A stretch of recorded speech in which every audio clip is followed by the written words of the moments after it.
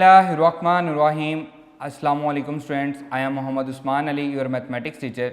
Students, previous lecture में हमने differentiation को पढ़ा था। उसमें हमने पढ़ा था कि हम डेरिवेटिव कैसे ले सकते हैं, इंस्टेंटेनियस रेट ऑफ चेंज क्या होता है, एवरेज रेट ऑफ चेंज क्या होता है।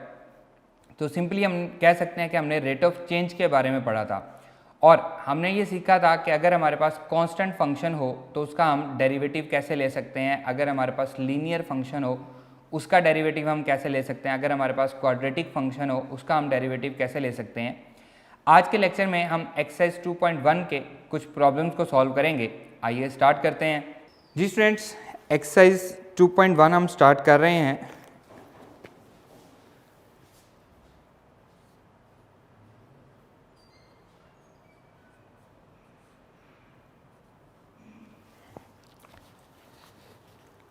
Find by definition the derivative with respect to x. Problem number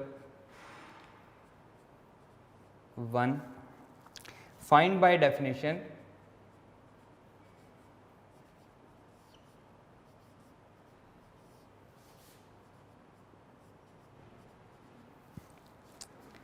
the derivatives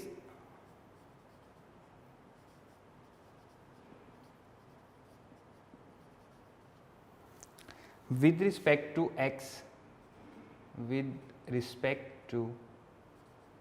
x, of the following functions.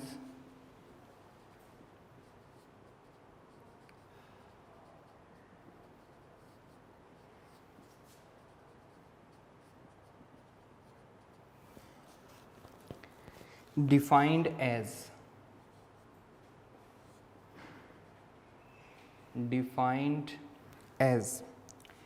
First part है जी इसका 2x², मैं इसको लिख लेता हूँ y equals to 2x² plus 1। Clear. अब हमने प्रीवियस लेक्चर में जो पढ़ा था उसमें हमने y is equals to c का डेरिवेटिव लेना पड़ा था with the help of definition. मैंने आपको बताया था कि इसके हमारे पास 4 स्टेप होते हैं। उन चारों स्टेप को हम बाय डेफिनेशन भी कहते हैं, बाय फर्स्ट प्रिंसिपल भी कहते हैं, बाय एबी इनिशियो मेथड भी कहते हैं। आप उनको कोई भी नाम दे लें, तीनों में से किसी का भी हम कह सकते हैं। यहाँ पे बाय डेफिनेशन कहा हुआ है तो इसका मतलब है हमें वही 4 स्टेप यहाँ पे करने हैं। हमने जो प्रीवियस लेक्चर में पढ़ा था उसमें हमने y इक्वल्स टू सी के लिए पढ़ा था, y इक्वल्स टू एक्स के लिए पढ़ा था and y equals to x² के लिए पढ़ा था। अब ये भी हमारे पास क्वाड्रेटिक फंक्शन है, इसमें हमारे साथ x² का कोफिशिएंट भी है और एक कांस्टेंट भी है, प्लस कांस्टेंट है। तो ये इक्वेशन कह देंगे हम, ये हमारे पास फर्स्ट इक्वेशन है। स्टेप नंबर 1 क्या है जी, हम उसमें चेंज लेके आते हैं। स्टेप 1 चेंज क्या आता है जी, y में जो चेंज आता है उसको हम डेल्टा y कहते हैं। तो ये हो जाएगा y plus delta y equals to 2 into x में जो चेंज आता है उसे हम डेल्टा x कहते हैं, x प्लस डेल्टा x हो जाएगा whole square plus 1 as it is. हम इसे कहेंगे जी ये क्या है हमारे पास, इक्वेशन नंबर 2 है। नेक्स्ट स्टेप हमारा क्या होता है, जैसे इक्वेशन 1 को इक्वेशन 2 में से सब्ट्रैक्ट करते हैं तो यहाँ पे हम लिखेंगे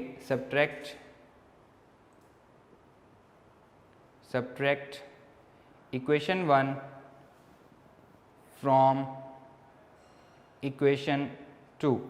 इक्वेशन 1 को सब्ट्रैक्ट करेंगे इक्वेशन 2 में से तो हमारे पास रिजल्ट क्या आएगा, y plus delta y left hand side से लेफ्ट हैंड साइड सब्ट्रैक्ट होगी, delta y minus y equals to 2 into x plus delta x whole square plus 1, ये आ गया माइनस 2x² प्लस 1। ये हमारे पास इक्वेशन 1 की राइट हैंड साइड आ गई और ये क्या है हमारा स्टेप नंबर 2 है। Step number 2। अब y से y कैंसिल हो जाएगा, that will be equals to ये y से कैंसिल हो जाएगा, delta y equals to 2 into x² plus 2x delta x plus delta x का square plus 1 minus 2x² minus 1, बाहर माइनस है तो ये भी माइनस हो गया और ये भी माइनस हो गया, अंदर हमारे पास अलामात जो है वो चेंज हो गई और यहाँ पे हमने जस्ट स्क्वायर ओपन किया है। Delta y equals to 2x² plus 2 2 ज़ा 4x delta x plus 2 delta x का square plus 1 minus 2x square minus 1। तो यहाँ से हमारे पास 2x square positive and 2x square negative, plus 1 positive plus 1 negative, ये आपस में कैंसिल हो गए। तो बचा क्या, delta y is equals to 4x delta x plus 2 delta x का स्क्वायर। ये हमारे पास बाकी बच गया। इन दोनों में से कॉमन क्या लिया जा सकता है, इन दोनों में से डेल्टा x कॉमन ले सकते हैं।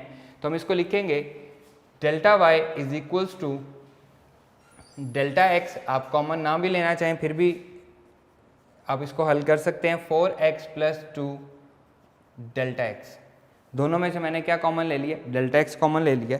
अब हम मूव करते हैं स्टेप नंबर 3 पे, डिवाइडेड बाय डेल्टा x। ये क्या है हमारा स्टेप नंबर 3 है। That will be equals to delta y over delta x equals to delta x over delta x। इसीलिए मैंने डेल्टा x कॉमन ले लिया था। 4x प्लस 2 डेल्टा x, यहाँ पे ये डायरेक्टली डिवाइड हो जाएगा। अगर हम डेल्टा x कॉमन ना लें तो हम इससे अलग डिवाइड करेंगे, इससे अलग डिवाइड करेंगे। That will be equals to delta y over delta x equals to delta x से डेल्टा x कैंसिल हो जाएगा, 4x प्लस 2 डेल्टा x। ये डेल्टा x इस डेल्टा x से कैंसिल हो जाएगा। अब हम क्या करेंगे जी, स्टेप नंबर 4 की तरफ मूव करेंगे। स्टेप नंबर 4 क्या है जी, अप्लाइंग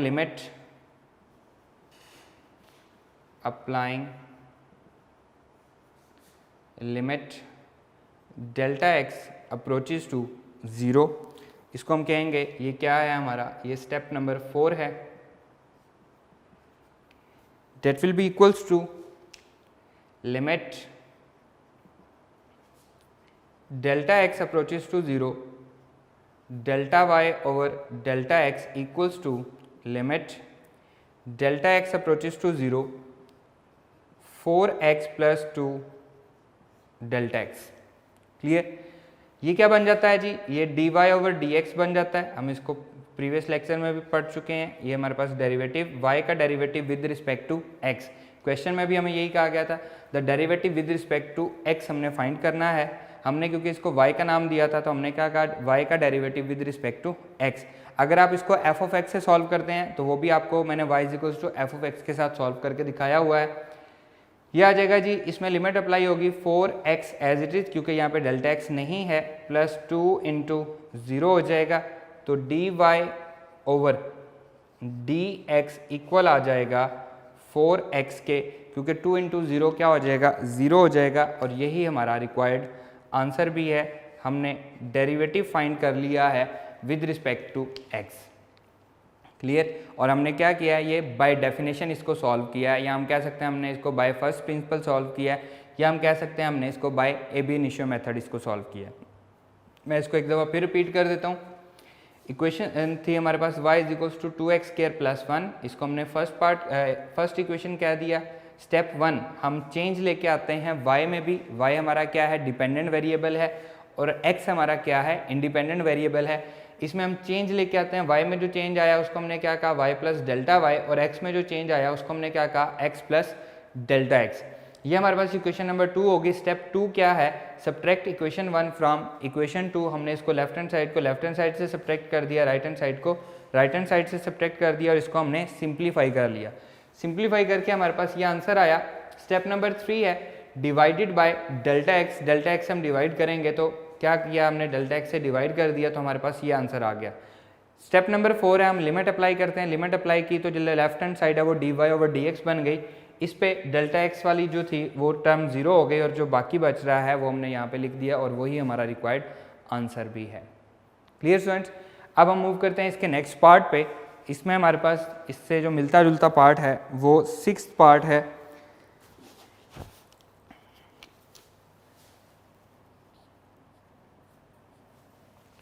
सिक्स पार्ट है जी, y is equals to x into x minus 3।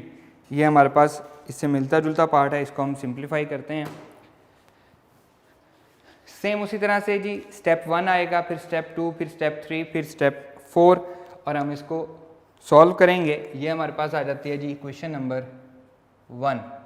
Step 1 हम इसमें चेंज लेके आते हैं, y में जो चेंज आएगा उसे हम डेल्टा y कहेंगे और x में जो चेंज आएगा उसे हम डेल्टा x से रिप्रेजेंट करेंगे। That will be equals to y plus delta y। Step 1 हम कर रहे हैं y plus delta y equals to, अगर हम इसको मल्टीप्लाई कर लें तो हमारे पास इक्वेशन क्या बनती है, ये बन जाती है जी y इज इक्वल्स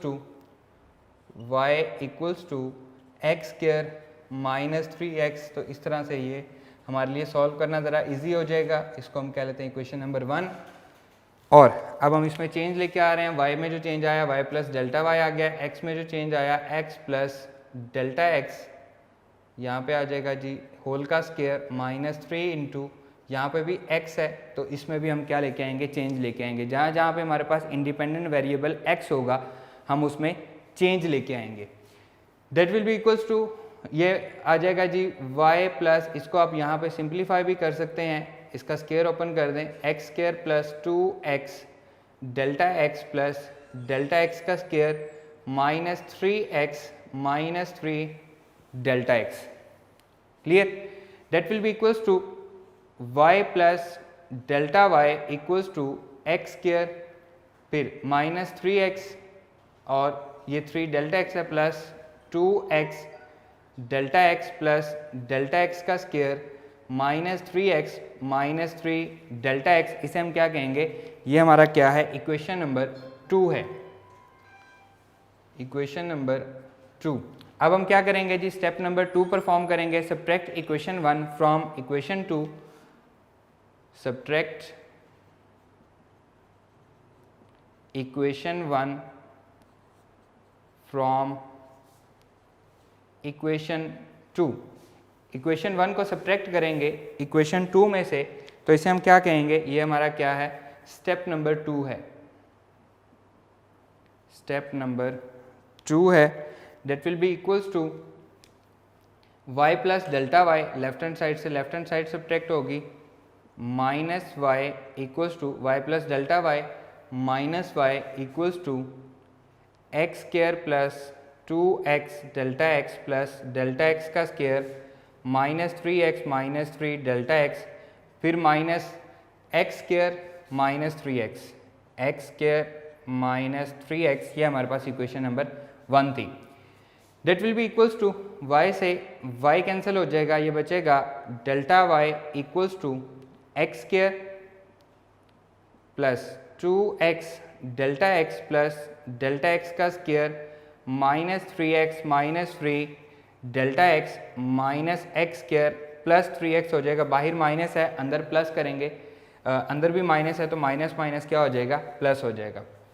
अब ये माइनस एक्स स्क्वायर नेगेटिव, ये minus x square positive, positive 3x negative 3x ये कैंसिल हो जाएगा, बचेगा क्या, delta y equals to 2x delta x, 2x delta x plus delta x का स्क्वायर माइनस 3 डेल्टा x, ये हमारे पास बच रहा है।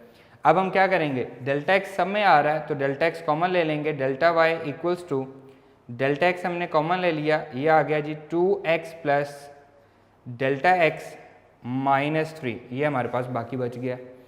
Step number 3, divided by delta x, divided by delta x से डिवाइड करेंगे तो ये हमारा क्या है जी, स्टेप नंबर 3 है, step number 3। That will be equals to delta y over delta x, delta y over delta x equals to delta x over delta x into 2x plus delta x minus 3। Clear? अब delta x से delta x cancel हो जाएगा और हमारे पास बचेगा क्या, 2x plus delta x minus 3।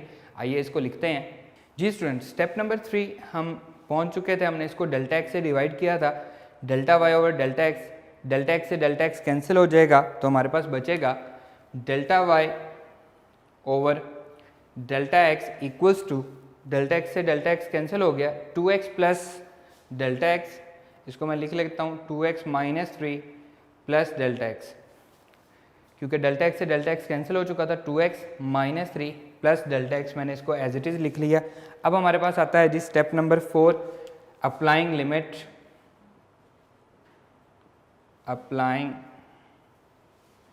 Limit delta x approaches to 0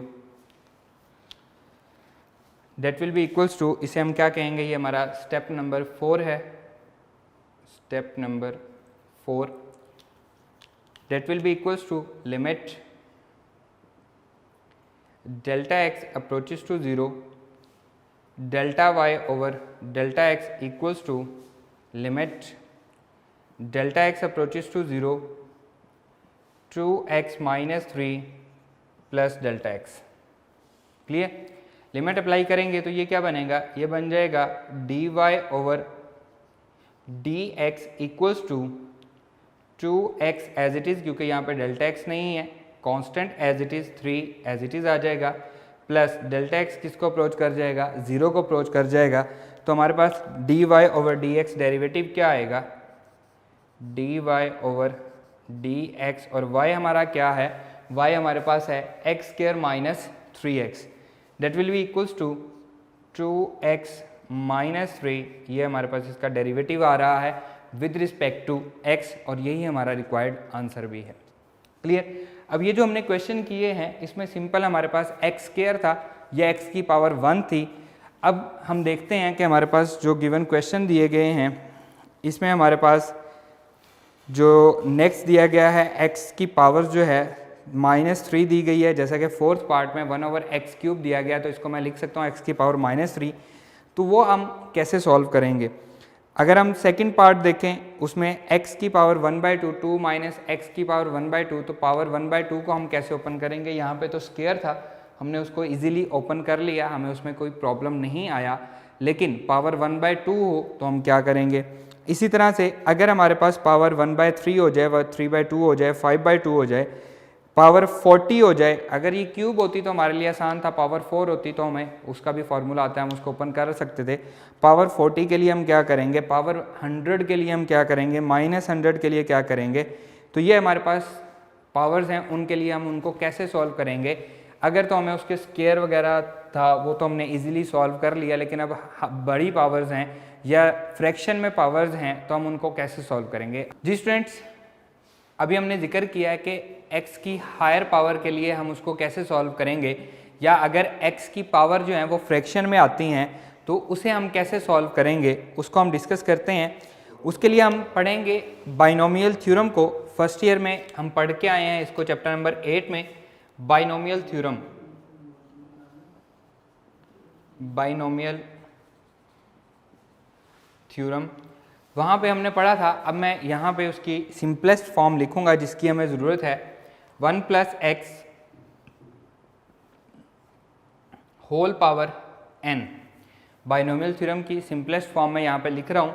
वैसे तो हम वहाँ पे पढ़ के आए हैं, उसमें हमने बाइनोमियल कोएफिशिएंट्स को पढ़ा था, उनको हम कैसे ओपन करते हैं, वो सारा काम था। लेकिन यहाँ पे हम जो पढ़ेंगे आपने इसी को याद रखना है, ये उसको मज़ीद सिंप्लीफाई करते जाएँ तो हमारे पास ये आंसर आते हैं 1 as it is plus power जो है वो x से मल्टीप्लाई हो जाएगी। अब काफ़ी बच्चे हैं जो कहते हैं कि जी हमने फर्स्ट ईयर में चैप्टर नंबर 8 पढ़ा ही नहीं है, हमें पढ़ाया नहीं गया, हमें छुड़वा दिया गया है या उसको कम तवज्जो दी गई है, तो वो भी इस पे फोकस करें। आपने जस्ट इस फॉर्मूले को फोकस करना है।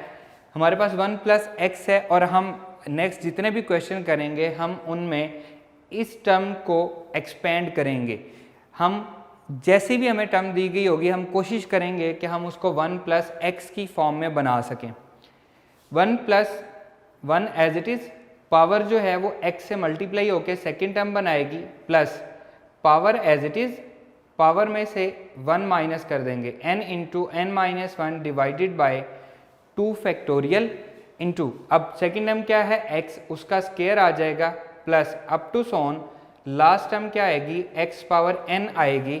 और इसमें कंडीशन ये है when n is a positive integer, when n is a positive integer. जब वो पॉजिटिव इंटीजर होगा तो हमारे पास हम इस फॉर्मूला को एक्सपेंड करेंगे और लास्ट टर्म लाजमी लिखेंगे, x पावर n ये लास्ट टर्म आएगी। और अगर हमारे पास ये पॉजिटिव इंटीजर नहीं होता, पॉजिटिव इंटीजर का मतलब क्या है, पावर 5 आ जाए, पावर 10 आ जाए, पावर 100 आ जाए, पावर 1000 आ जाए, जो मर्जी पावर आ जाए, लेकिन पॉजिटिव में हो, फ्रैक्शन भी ना हो। और अगर हमारी पावर नॉन पॉजिटिव इंटीजर है, नॉन पॉजिटिव का मतलब क्या है, नेगेटिव भी हो सकती है और फ्रैक्शन भी हो सकती है, तो उसके लिए हम क्या करेंगे, उसके लिए हमारे पास फॉर्मूला होगा 1 plus x whole power n। इसी को मैं एक्सपेंड कर रहा हूँ, सेम होगा, सिर्फ एक चीज़ का डिफरेंस होगा, 1 प्लस पावर x से मल्टीप्लाई हो जाएगी n into x plus n into n minus 1 divided by 2 factorial x का स्क्वायर प्लस अप टू सोन। पहले वाले केस में क्या था, लास्ट टर्म आ रही थी, हम लास्ट टर्म लिखेंगे। और सेकंड वाले केस में क्या होगा, when n is not a positive integer, जब n जो है पॉजिटिव इंटीजर नहीं है, इसका मतलब है वो क्या हो सकता है, वो नेगेटिव इंटीजर हो सकता है या वो फ्रैक्शन में भी हो सकता है, पॉजिटिव इंटीजर नहीं है। तो हमारे पास दो ही केस बाकी बचते हैं कि वो नेगेटिव में हो या फिर वो फ्रैक्शन में हो। तो उसके लिए क्या होगा, दोनों में डिफरेंस क्या है, पहले वाले में लास्ट टर्म आएगी, सेकंड वाले में लास्ट टर्म नहीं आएगी, इसके अलावा और कोई डिफरेंस नहीं है। अब इसी को समझाने के लिए मैं एक एग्जांपल यहाँ पे आपके लिए सॉल्व कर रहा हूँ, बुक पे ये नहीं दी गई, y is equals to x power n, और यहाँ पे हम साथ कंडीशन लगाते हैं when n is a positive integer, when n is a positive integer. तो डिफरेंस क्या आना है, पॉजिटिव इंटीजर के लिए लास्ट टर्म आनी है, नेगेटिव इंटीजर या फिर फ्रैक्शन के लिए लास्ट टर्म नहीं आएगी। इसको हम सिंप्लीफाई करते हैं जी, इसे हम कह लेते हैं, ये हमारे पास क्या है, इक्वेशन नंबर 1 है हमारे वही 4 step, step 1, step 2, step 3, step 4, जिसको हम बाय डेफिनेशन भी कहते हैं, बाय एब इनिशियो मेथड भी कहते हैं और बाय फर्स्ट प्रिंसिपल भी कहते हैं। स्टेप नंबर 1 क्या करेंगे जी, y में चेंज लेके आएंगे। y में चेंज क्या आएगा, y प्लस डेल्टा y हो जाएगा, y plus delta y equals to x plus delta x whole power n, और इसे हम क्या कहेंगे, ये हमारे पास क्या है, इक्वेशन नंबर 2 है। जी स्टूडेंट्स, अब मैं आपको एक एग्जांपल समझा रहा हूँ, that is y is equals to x power n when n is a positive integer, positive integer. तो इसे हम क्या कहेंगे, इसे हम इक्वेशन नंबर 1 कह लेंगे। स्टेप 1,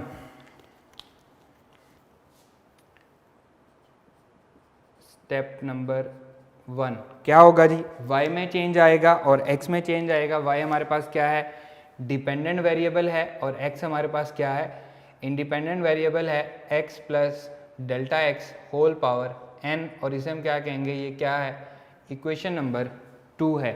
अब हमारे पास स्टेप 2 क्या होता है जी, subtract equation 1 from equation 2, subtract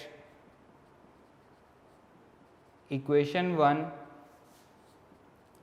from equation 2।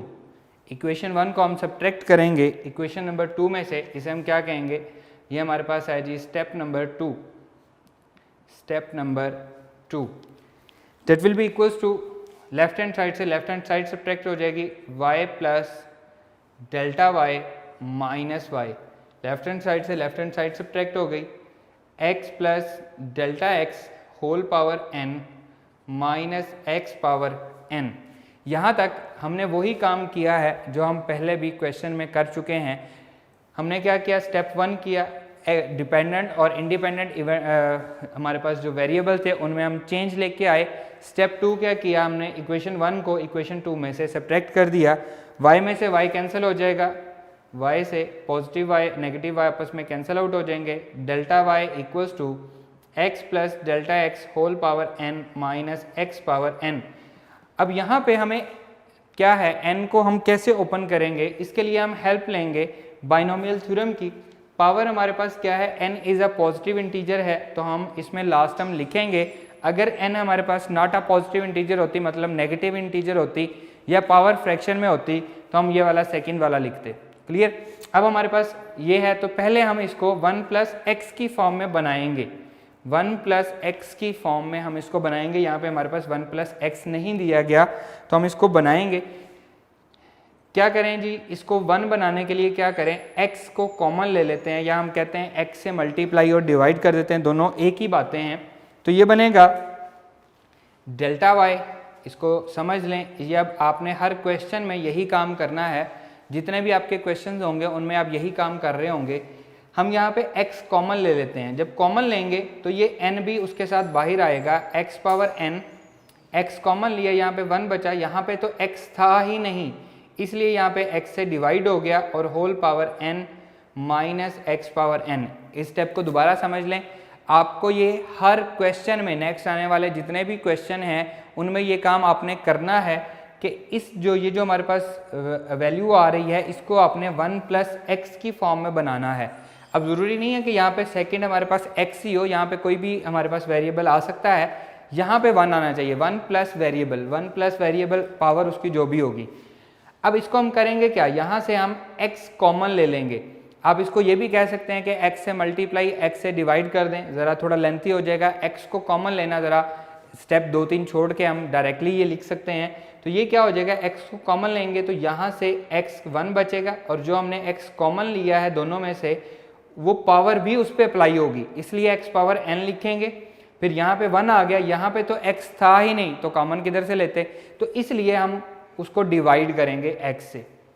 Clear है। ये स्टेप बड़ा इंपॉर्टेंट है, इसको अच्छी तरह से याद रखना है, ये आपका हर क्वेश्चन में ये स्टेप आएगा।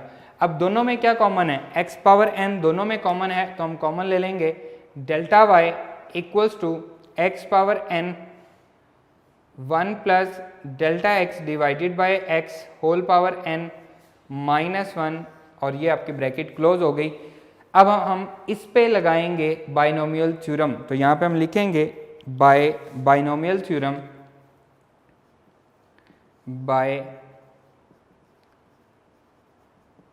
Binomial theorem that will be equals to left hand side as it is delta y x power n as it is। इस पे लग रहा है बाइनोमियल थ्योरम, तो ये हमारे पास बाइनोमियल थ्योरम है। 1 प्लस पावर जो है सेकेंड टर्म से मल्टीप्लाई हो जाएगी, n into delta x over x plus n into n minus 1 divided by 2 factorial. Second term है डेल्टा x ओवर x, इसका स्क्वायर प्लस अप टू सोन। क्योंकि ये हमारे पास पॉजिटिव इंटीजर है तो लास्ट टर्म हम लिखेंगे। लास्ट टर्म क्या है, सेकेंड टर्म की हाईएस्ट पावर, तो सेकेंड टर्म क्या है, delta x over x whole power n। यहाँ पे हमारे पास सेकेंड टर्म थी डेल्टा x ओवर x, उसकी पावर n आ गई। ये हमारे पास आ जाएगी जी, ब्रैकेट क्लोज हो जाएगी। यहाँ पे ये ब्रैकेट क्लोज कर देते हैं, -1 एज इट इज़, एंड ये वाली ब्रैकेट भी हमारे पास क्लोज हो गई। अब हम इसको सिंप्लीफाई करते हैं जी, जितना हमारे से सिंप्लीफाई हो सकता है हम इसको सिंप्लीफाई करते जाएंगे। Delta y equals to x power n as it is, ये मैं ब्रैकेट अब ओपन कर रहा हूँ, 1 प्लस n into delta x over x minus n into n minus 1 divided by 2 factorial delta x का square over x square plus up to so on delta x over x whole power n minus 1, and ये bracket close. अब ये -1 ये +1 आपस में cancel हो जाएंगे, ये हमारे पास -1 ये हमारे पास +1, ये कैंसिल हो जाएंगे। बचेगा क्या, delta y equals to x power n bracket n into delta x over x minus n into n minus one divided by 2 factorial delta x का स्क्वायर ओवर x का square plus up to so on delta x की power n divided by x power n and bracket close, ये हमारे पास बच जाएगा। अब सब में क्या कॉमन है, डेल्टा x सब में कॉमन आ रहा है तो हम इसको लिख लेंगे delta y equals to x power n, delta x हम कॉमन ले रहे हैं तो ये बचेगा n ओवर x, ये वाला डेल्टा x बाहर हमने कॉमन ले लिया है, minus n into n minus one divided by 2 factorial, एक डेल्टा x कॉमन जा चुका है इसलिए स्क्वायर में से एक ये चला गया, एक ये बच गया, x square plus up to so on. अब यहाँ पे भी एक डेल्टा x बाहर आ गया तो इसकी पावर में से एक कम हो जाएगा n माइनस वन, लेकिन x की पावर n ही रहेगी and bracket close. Clear students. अब हम क्या करेंगे जी, थर्ड स्टेप पे मूव करेंगे, डिवाइडेड बाय डेल्टा x, हमारा जो थर्ड स्टेप था डिवाइडेड बाय